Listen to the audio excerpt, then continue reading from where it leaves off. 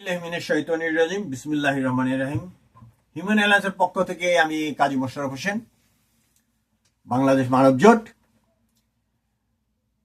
সমস্ত ইসলামীপন্থী দল সবাই রাজপথে, এক একজন এক একভাবে এই আন্দোলনে শরিক হয়েছেন, হাসিনা উৎখাত আন্দোলনে। সেখানে জামায়াতে ইসলাম দীর্ঘদিন ধরেই তার মতো করে রাজনীতি করে আসছে। তার সাথে অ্যাড হয়েছে যত যত যত যত ইসলামী দাড়ি টুপি অন্য অন্য যে দলগুলো আছে, মাজারের লোক আছে। কিন্তু আমরা কি দেখলাম যে এটা বলা যাবে না যে এই দলগুলাই বিভিন্ন স্থাপনায়, সরকারের বিভিন্ন স্থাপনায় হামলা চালিয়েছে। কিন্তু দেখা গেল যে পরের যে সম্পত্তি, অন্যের যে একটা প্রপার্টি আছে, একটা মাজার হতে পারে, একটা বাড়ি হতে পারে, ইচ্ছা মতন হাতুড়ি নিয়ে যে ভাঙতেছে, যা খুশি তাই করতেছে। এটা যে আর একজনের প্রপার্টি, এটার মধ্যে যে আমি ঢুকতে পারি না, কি আইন? যে মাজার পূজারি এই কথা বলে তাদের সম্পত্তি নষ্ট করে দেওয়া হচ্ছে।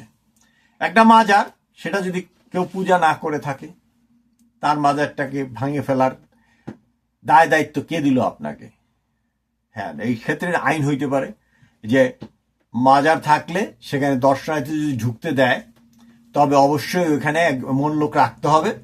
আমরা নিজেরাও দেখেছি সৌদি আরবে নবীজির রওজা মোবারকের পাশে, সেখানে গেলে কিছু লোক ওখানে দাঁড়ানো অবস্থায় থাকে। কাবা শরীফেও দেখেছি কিছু লোক দাঁড়া অবস্থায় থাকে।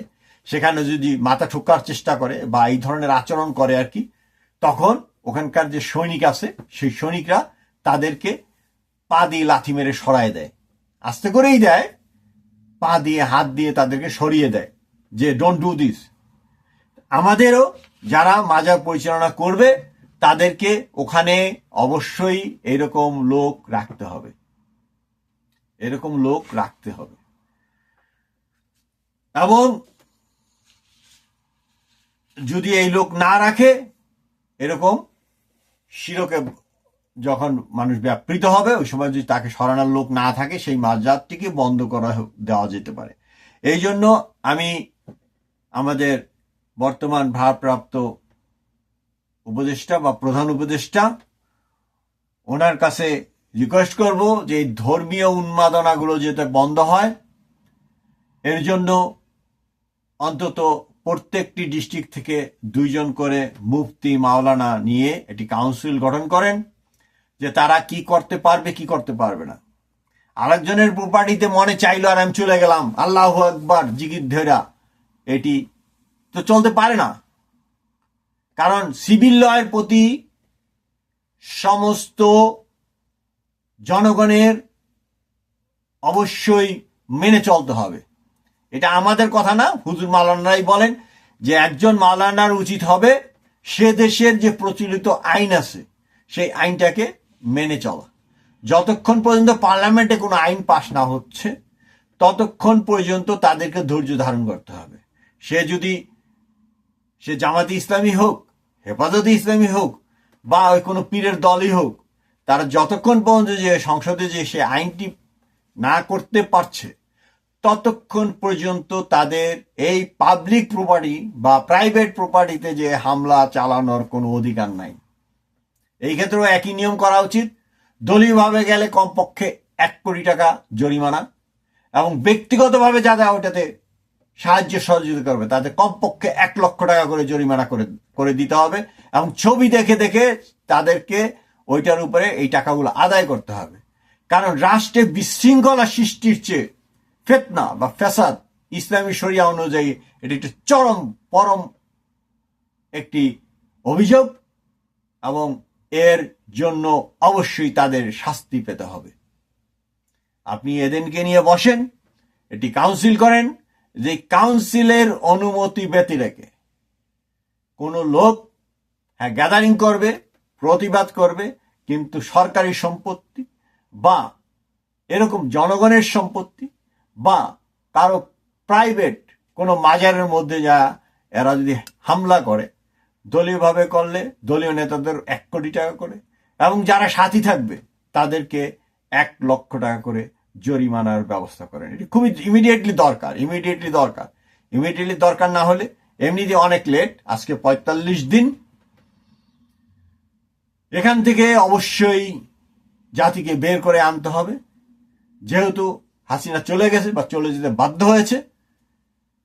তৎকালীন সরকার একটাই মূল অভিযোগ ছিল, সেটা হলো যে